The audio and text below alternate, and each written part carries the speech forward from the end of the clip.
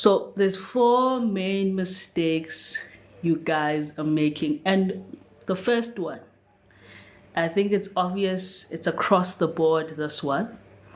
You guys don't know what's written in your wills, nor do you understand, but you just say you have wills. We have a problem.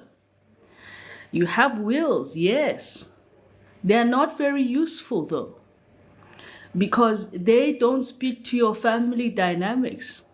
They are not necessarily tailor-made to speak to your family, and as a result, it just leaves things in shambles.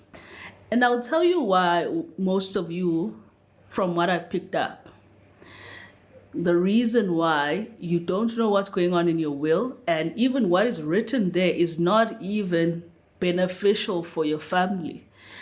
It's because most of you get hijacked on this issue of drafting wills.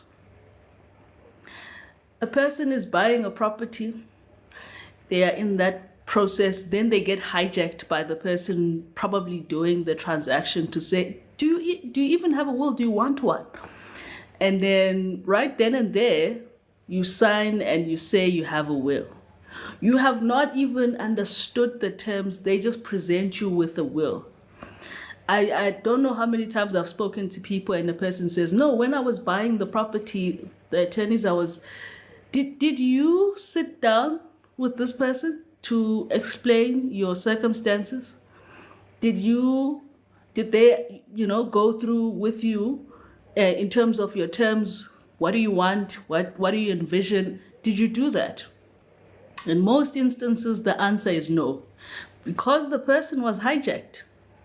Because of this, people don't even know what's going on, what the effects of what they're writing down are going to be.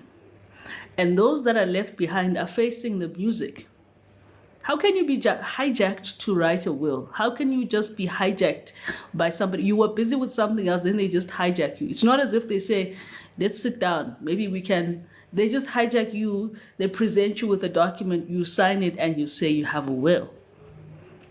Biggest mistake you're making, because now it's not necessarily speaking to your family. It just exasperates them. In fact, they even want to just eliminate it. They wish it wasn't even there. And we wish with them that it wasn't there, because now it complicates their lives, because it doesn't speak to them at all. Sometimes people will go to a service provider for something totally different. They're looking, whatever it is that they went to do with a service provider. And then a service provider will be like, do you also want a will? It's like, it's this, I don't know how to explain it, but it becomes this additional thing that people get offered, and people would say yes. And without thinking really hard and about the situation, people often will sign the document. And most of the time they'll be given something, just write up your documents, your details here, and then they leave the rest of that document to this particular person.